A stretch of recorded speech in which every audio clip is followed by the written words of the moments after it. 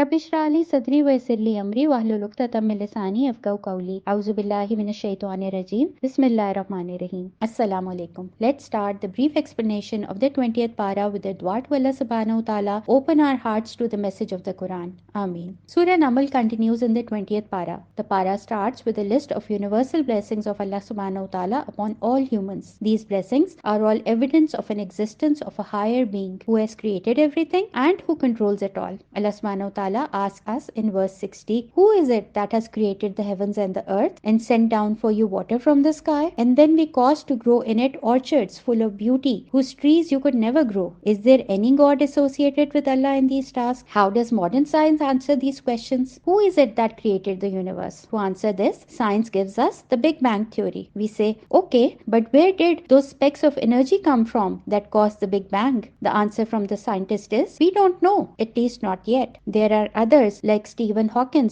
who was a leading physicist and cosmologist, and his explanation was, I think the universe was spontaneously created out of nothing, according to the laws of science. It has no beginning and no end. So basically, we are being told not to believe in a God, but instead we are to believe that everything came out of nothing. No God, no accountability, no heaven or hell. Live your life as you please. Believe in our absurd theories and do not believe in a higher God. How perfectly does Allah subhanahu wa ta'ala describe their situation in verse number 66. No, their knowledge of the hereafter amounts to ignorance. In fact, they are in doubt about it. In truth, they are totally blind to it. There will come a day when the deniers will see how wrong they were, but then it will be too late. Surah Al-Qasas. Let's take a look at the flowchart of the microstructure of Surah Al-Qasas, which was revealed in the third phase of Rasulullah sallallahu alaihi wasallam's stay in Makkah. The central theme of this surah is a warning to all oppressors to stop spreading mischief on earth, or they will face the same end as the Pharaoh and the Qarun. The surah begins with a detailed account of Hazrat Musa alayhi salam. In verse number 4, Allah subhanahu wa ta'ala presents a charge sheet against the Pharaoh. What were his crimes? He considered himself superior to everyone and oppressed his people like a tyrant. He applied a divide and rule policy and didn't give equal rights to his people. He had forced the Bani Israel to a life of hard labor. He was guilty of ethnic cleansing, killing the boys of the Bani Israel and letting their daughters live. Why is the personality of the Pharaoh being described in the Quran? Because Allah subhanahu wa ta'ala wants us to take note of his characteristics, as such tyrants not just existed in the past, they exist in the present, and such people will come in the future too. In verse number 5 and 6, Allah subhanahu wa ta'ala lets us know what eventually happens to these all-powerful tyrants. Allah subhanahu wa ta'ala says, and we intend to favor those who were held as weak in the land, and to make them leaders and make them inheritors and give them power in the land, and to make the Pharaoh, Haman and their army see what they feared. We see throughout history that all superpowers ultimately become weak. It is Allah subhanahu wa ta'ala alone who gives power and who takes it. And the pharaohs of this world should fear Allah subhanahu wa ta'ala. Verses 7 to 13 describe the childhood of Hazrat Musa alayhi salam. How according to the plan of Allah subhanahu wa ta'ala, baby Musa was saved from being killed by the Pharaoh's men and was eventually adopted by the same man who would prove to be his biggest enemy. You see, us humans cannot comprehend what Allah subhanahu wa ta'ala has planned for us. We cry and complain at our difficulties in life, not knowing that they are in fact a blessing for us. Wouldn't it be great if we trusted Allah subhanahu wa ta'ala, the one who loves us the most? Verses 14 to 21 describe how Hazrat Musa alayhi salam becomes a young man in the house of the Pharaoh. He was blessed with wisdom and knowledge by Allah subhanahu wa ta'ala. He was living an ideal life until an incident happened which changed everything. An Egyptian man was unintentionally killed by him. He was told by a well-wisher to leave Egypt or else he would also be killed by the Egyptians. This is how he left his home, his family, riches, position and reached Madian. There, after helping two girls water their herd for no charge, he turned to a shade and prayed, My Lord, I am truly in great need of any good that you might send down to me. Allah subhanahu wa ta'ala answered his dua, and moments later he was called by the father of the two girls, who not only offered him a job but also a shelter and a promise of a bright future with his daughter. You see, Allah subhanahu wa ta'ala does answer our duas, but sometimes they are answered in different ways. The first scenario could be Allah subhanahu wa ta'ala says yes, like in the case of Hazrat Musa alayhi salam. The second scenario is Allah subhanahu wa ta'ala says yes, but not now. Third scenario is Allah subhanahu wa ta'ala says, I won't give you this because I have a better plan for you. So stay optimistic, as Allah subhanahu wa ta'ala will respond with what is best for you. The story of Hazrat Musa alayhi salam continues, and he faces the Pharaoh after receiving prophethood from Allah subhanahu wa ta'ala. In verses 38, we see another example of of the arrogance of the Pharaoh. Allah subhanahu wa ta'ala says, Pharaoh declared, O chiefs, I know of no other God for you but myself. So bake bricks out of clay for me, O Haman, and build a high tower so I may look at the God of Musa, although I am sure he is a liar. Isn't the thinking of the Pharaoh very much like some people today who disbelieve because they don't see any evidence of God? What eventually happens to such people? Allah subhanahu wa ta'ala says in verse number 39 and 40, and so he and his soldiers behaved arrogantly in the land with no right, thinking they would never be returned to us. So we seized him and his soldiers, casting them into the sea. See then what was the end of the wrongdoers. Verses 47 onwards are a series of warning to the people of Makkah to take lessons from the story of Hazrat Musa alayhi salam. Now we come to the story of Qarun. Who was Qarun? Allah subhanahu wa ta'ala tells us in verses 76. Indeed, Qarun was from the people of Musa, but he behaved arrogantly towards them. We had granted him such treasures that even the keys would burden a group of strong men. Some of his people advised him, do not be prideful. Surely Allah does not like the prideful. His people further advised him, rather seek the reward of the hereafter by means of what Allah has granted you, without forgetting your share in this world, and be good to others as Allah subhanahu wa ta'ala has been good to you. Do not seek to spread corruption in the land, for Allah does not like the corruptors. How do you think did he respond to their advice? Like every arrogant person does. He said, I have been granted all this because of some knowledge I have. These are the characteristics of the arrogant people. They think they are superior to others and that they deserve it. Maybe because of their knowledge or wealth or talents, they forget that they have this success because Allah subhanahu wa ta'ala gave it to them. Now the rest of the Bani Israel really admired Qarun and his wealth and wished that they too could become like him. The knowledgeable people reminded them of the real wealth, and that is the reward from Allah subhanahu wa ta'ala. What was the end of Qarun? Allah ta'ala informs us in verse 81. Then we caused the earth to swallow him up along with his home. There was no one to help him against Allah, nor could he even help himself. Qarun's story teaches us to be humble. If our blessings are making us arrogant, then they will destroy us. And if we use our blessings in the way of Allah subhanahu wa ta'ala, then they will raise us. May Allah subhanahu wa ta'ala make us among those who enjoy their blessings in a halal way